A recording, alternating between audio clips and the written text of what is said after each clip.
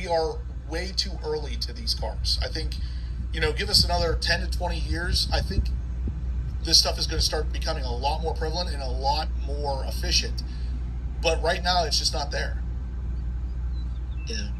Well, and again, if they did have it too, what would the point be of slapping another 50, 60 grand on it? Just for that one ring time. I don't know, man. Yeah. But that was the other thing, because even with the E-Ray, when there was when the Lightning Lap and all that came out, they were saying how it was really hard to manipulate the recharging, because it was like you said, you're going and you got one more button you have to be worried about. So. Well, I had somebody just the other day ask me if I've ever tracked my cars, and I said I've had my car on track 3 times, and they were like, well, how come you didn't make a video of it? And I'm like, I can give you a list of reasons. Number one, I'm not there to break any world records, but number 2... And number 1, I'm tracking my car. Yeah, and number 2, I want to focus on doing the best I can on the track and driving my car home that same day. Like, I'm not going to be sitting there holding a camera, putting it on the windshield where it can fall off in the middle of a lap, and I'm messing with that.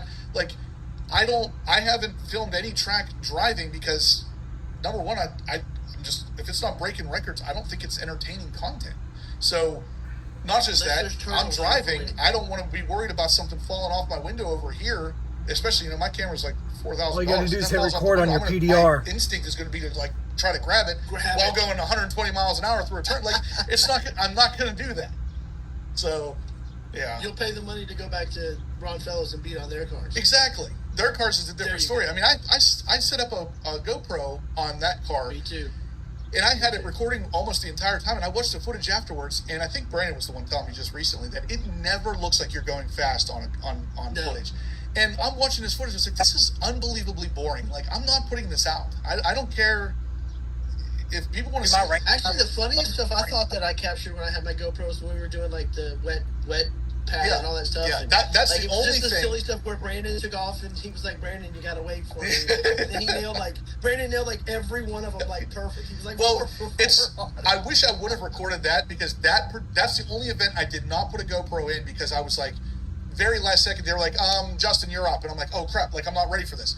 So I got in the car, and the guy gave me a real quick rundown of what I was supposed to do. And I was like, all right, let's do it. And so I hit the gas and immediately just went into the first turn and slammed into a cone. And I was like, whoa, the car's spinning around. I was like, that was pretty awesome. The guy's looking at me, he's like, what are you doing? And I was like, I thought we were supposed to hit the cones. And he said, no, you're supposed to avoid the cones. And I said, well, you made it sound like we were supposed to hit the damn cones to find out first off what not to do. And he's like, no, you want to avoid them. And I'm like, oh, okay, all right. Well, but I would have loved to have recorded that. When you're doing the skid pad, figure out you're going 10 miles an hour the whole time, but it was so much fun because you're like. We tried to video some of that, and it literally was just like, it looked like exactly. So boring. Yeah. All right, so Monster says, this is a good question. What else is in the Z06X or Z01X? If you believed any of that bullshit, think about what he just said there. He said that the only event that he didn't film was when he went through the cone. Meanwhile, he said that he didn't film anything else when he did. Then he says it's boring. It's because you'll see how slow he is. The guy can't drive, guys. The guy has no clue what he's talking about. You guys, does it not register? You're watching a guy who cannot drive. He drives horrible. Not just kind of bad, horrible. He's not a good driver at all.